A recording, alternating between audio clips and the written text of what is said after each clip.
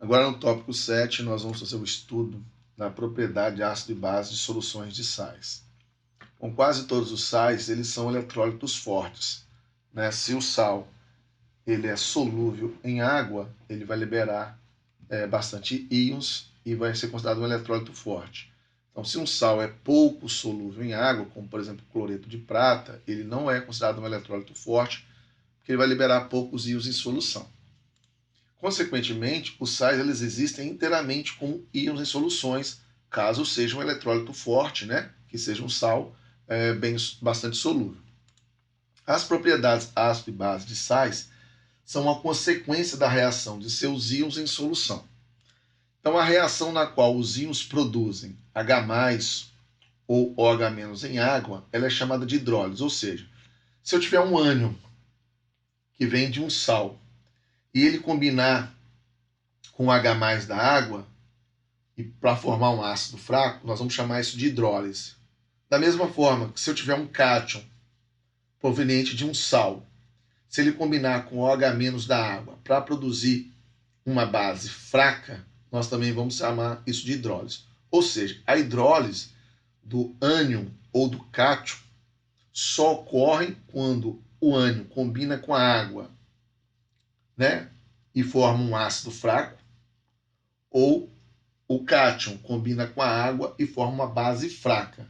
Formação de ácido forte e base forte não ocorre, porque ácidos fortes e bases fortes, eles estão completamente ionizados ou dissociados, né? Estão nas suas formas de íons. Então a hidrólise só ocorre se formar um ácido fraco ou uma base fraca, tá? Então, os ânions de ácidos fracos, eles são básicos. Por quê? Olha só essa equação. Vamos supor que o X- ele é um ânion que é derivado de um ácido fraco. Esse X- ele é uma base conjugada, então, de um ácido. E, como base, ele vai combinar com o H+ da água. Quando esse X- combina com o H+ da água, ele produz HX. Ou seja, essa reação só existe, essa hidrólise só existe, porque aqui você produziu um ácido fraco. Se você produzir um ácido forte aqui, essa equação não vai fazer sentido, porque um ácido forte ele está completamente ionizado. O que vai sobrar da água? A água vai liberar então o H- em solução, já que o H+ dela combinou com esse ânion aqui para produzir esse ácido fraco. Então essa é a base conjugada da água. De forma líquida nessa equação, você percebe que foi produzido base na solução. Por isso que um ânion que é derivado de um ácido fraco faz com que a solução fique básica, certo? Bom, os ânions de ácidos fortes, eles vão ser neutros então. Se aqui eu tivesse um ânion de um ácido forte, por exemplo, Cl-, ele não ia formar HCl. Então, porque HCl é um ácido forte e ficaria como H+ e OH- e Cl- completamente dissociado em solução.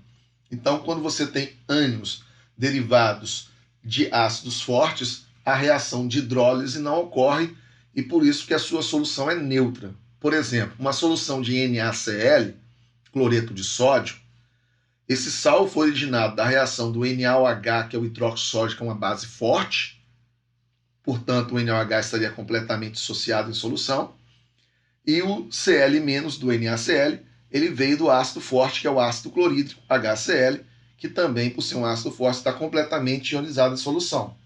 Então, o NaCl, ele não tem um cátion que possa fazer hidrólise com a água e nem um ânion que possa fazer hidrólise com a água. Portanto, o pH de uma solução de NaCl, em qualquer concentração, vai ser neutro, tá? Porque nem o cátion nem o ânion sofrem hidrólise.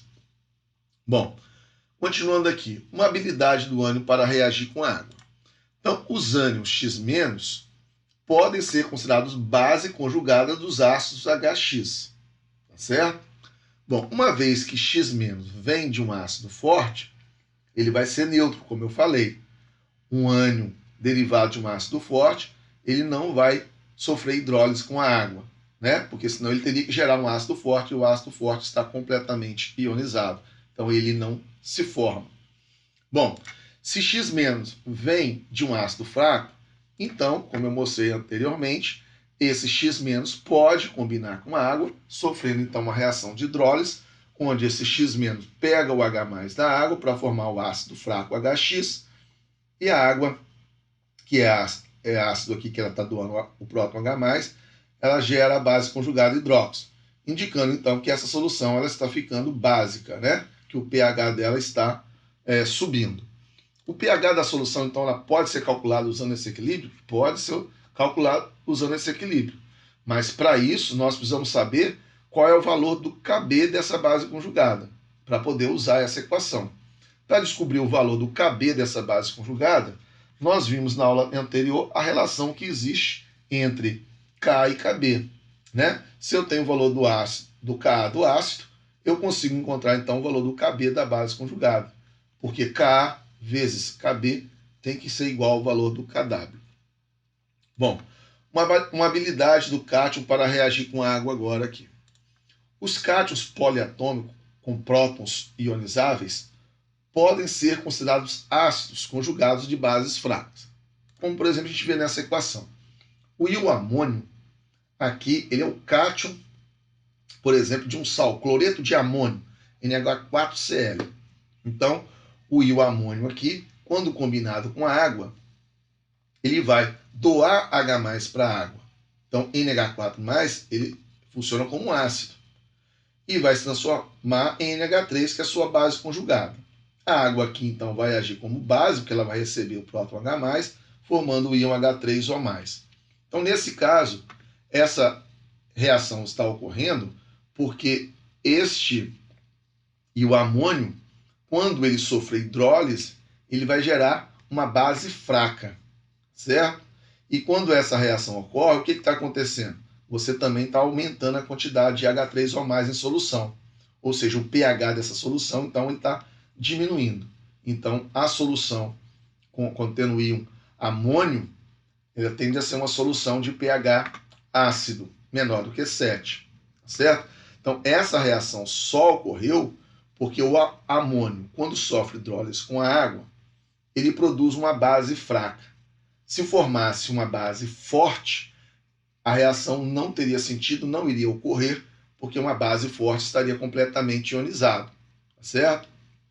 Bom, alguns íons metálicos eles podem reagir em solução para reduzir o pH. Por exemplo, se eu tivesse aqui alumínio, né? O alumínio aqui, Al3+, pode combinar com o H- da água para formar hidróxido de alumínio, que é uma base fraca.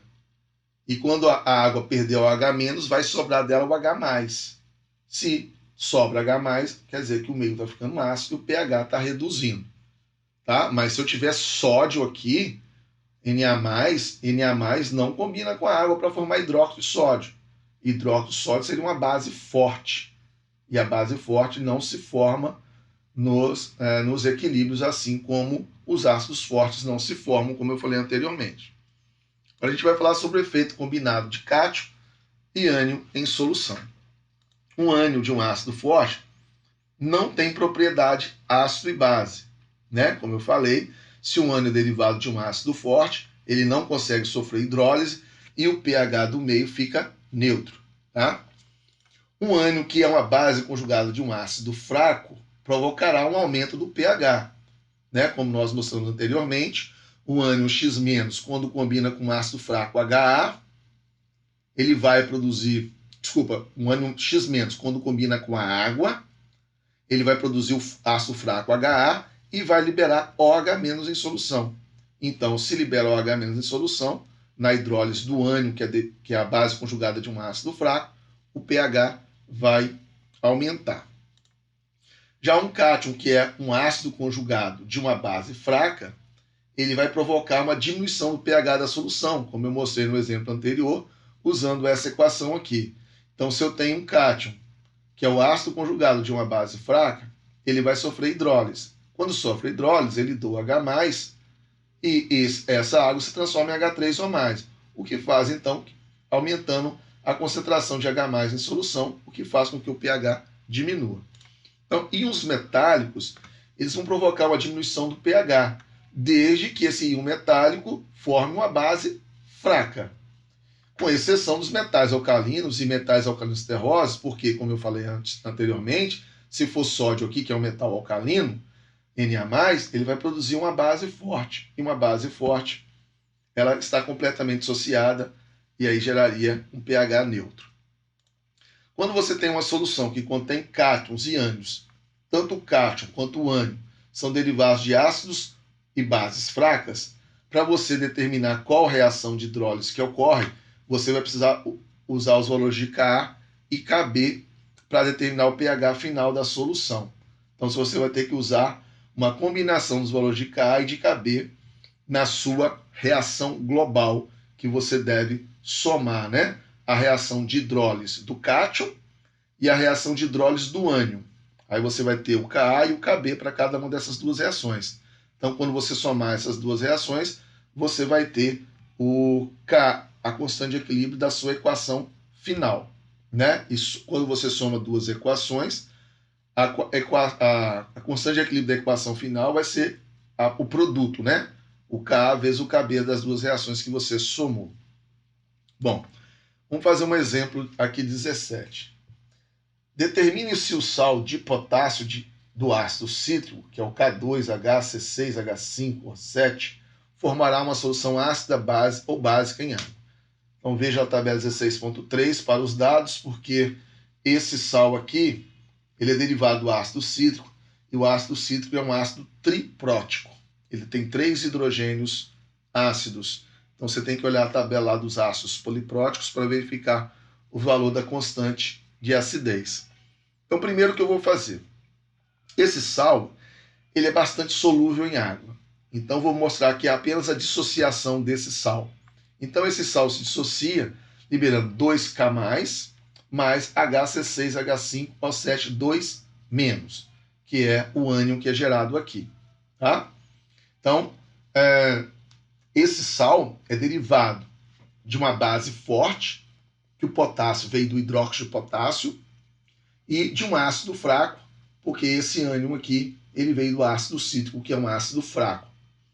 Então, esse sal aqui, nós falamos que ele é um sal básico, que ele é derivado de uma base forte e de um ácido fraco. Então, ele é um sal básico. Se ele é um sal básico, em solução aquosa, ele deve liberar íons OH- quando for ocorrer a hidrólise. Então, vamos lá. Então, para nós verificarmos qual o valor do Ka nós temos que usar da tabela 16.3, nós temos que mostrar como que esse ânion é gerado aqui. Então, eu vou mostrar aqui a equação de ionização do segundo hidrogênio do ácido cítrico. Né? Porque para gerar essa carga -2, inicialmente, quem que é o ácido conjugado deste ânion aqui? Basta acrescentar um hidrogênio aqui nele. Então, acrescentando um hidrogênio nele, eu tenho esse ácido aqui, que vai gerar essa base conjugada, quando for liberado um próton dele. Isso nós mostramos em aulas anteriores. Então, eu adicionei um hidrogênio aqui, por isso que a carga de -2 passou a ser -1. Então, eu tenho o ácido conjugado dessa base aqui. Então, esse ácido conjugado aqui, quando ele já perdeu um H+, né? Então, nós estamos mostrando aqui a segunda dissociação do ácido cítrico. Quando liberar H+, vai produzir esse ânion, que é o que nós temos aqui em cima. Então, você precisa ir lá na tabela 16.3 verificar que o Ka2, que é a segunda constante de acidez para o ácido cítrico, é 1,7 vezes 10 elevado a -5. Bom, esse ânion aqui, então, quando eu adicionar, né, ele está lá em solução aquosa, ele pode sofrer uma hidrólise com a água. Por que, que ele pode sofrer hidrólise com a água? Porque quando ele combinar com a água, ele vai buscar o H+ da água para formar esse ácido, que é um ácido fraco, como nós vimos aqui em cima. Né? E quando a água perder o H+, ela vai liberar OH- em solução. Por isso que esse sal aqui é dito que ele é um sal básico. Porque quando esse ânion sofre hidrólise, ele combina com o H+ da água para produzir um ácido e deixa sobrando na solução OH- que é um hidróxido. Então você vê perfeitamente nessa equação que se aumenta a concentração de OH-, o pH da solução tende a aumentar. Bom, mas isso não acontece com o potássio, né? Porque se o potássio combinar com a água, formaria KOH. E KOH é uma base forte, portanto o potássio ele não sofre hidrólise. Então, para essa reação aqui, eu posso descobrir o Kb, já que isso aqui é uma base, né? Por isso que eu escrevi essa equação aqui da segunda ionização do ácido cítrico, para eu saber qual o valor de Ka utilizar. Por quê? Para descobrir o valor de Kb dessa segunda reação, basta eu fazer a relação entre K e Kb. K vezes Kb é igual ao valor do Kw. Então, substituindo os valores aqui, 1,7 vezes 10 a menos 5 vezes Kb é igual a 1,0 vezes 10 elevado a menos 14. Resolvendo esse cálculo, você tem que o Kb é igual a 5,88 vezes 10 elevado a menos 10. Aí agora você vai responder. A solução sua, ela é ácida ou básica em água? Basta você comparar os dois valores aqui das constantes Ka e Kb. Como Ka é maior do que o Kb, a sua solução ela vai ser ácida. Certo? Essa é que é o raciocínio. Já no exemplo 18, ele fala assim: em cada um dos seguintes itens, indique qual sal formará a solução de 0,010 mol por litro mais ácida ou menos básica, né? Então aqui nós vamos comparar, na letra A, o nitrato de sódio com o nitrato férrico. Nitrato de sódio é um sal derivado do hidróxido de sódio e do ácido nítrico. Ele é um sal derivado de uma base forte e de um ácido forte. Toda vez que você tem um sal derivado de uma base forte e de um ácido forte, o pH dele é neutro. Então o pH aqui é igual a 7. Já aqui, o nitrato férrico, o hidróxido férrico é que reagiu com ácido nítrico para poder formar esse nitrato férrico. Hidróxido férrico é uma base fraca, enquanto o ácido nítrico é uma base... é um ácido forte. Então, se o sal é derivado de uma base fraca e de um ácido forte, o pH dele é menor do que 7. Então, ele é ácido. Então, esse aqui é neutro e esse é ácido. Então, a resposta da letra A é que o nitrato férrico ele é mais ácido do que o nitrato de sódio, que é neutro. Vamos raciocinar da mesma maneira, por KBr. KBr é o brometo de potássio, que ele é um sal derivado também de um ácido forte e de uma base forte. O potássio ele veio do hidróxido de potássio, que é uma base forte, potássio está na coluna 1A. E o Br veio do ácido bromídrico, que HBr também é um ácido forte. Então, vem do ácido forte, o HBr, e de uma base forte, o potássio, que é o hidróxido de potássio, novamente você tem o pH desse sal aqui sendo um pH neutro igual a 7. Já aqui você tem o hipobromito de potássio, que é um sal derivado do KOH, que é uma base forte, hidróxido de potássio, e de um ácido fraco, que é o ácido hipobromoso, né, que é o HBRO. Então, se esse sal é derivado de um ácido fraco e de uma base forte, quer dizer que esse sal aqui é básico e o pH dele deve ser maior do que 7. Então, entre esses dois aqui, o KBr vai ser menos básico, vai ter um pH igual a 7, neutro, né? Do que esse aqui que tem um pH maior do que 7. Então a resposta da letra B é KBr, que ele vai ser mais ácido ou menos básico do que o hipobromito de potássio.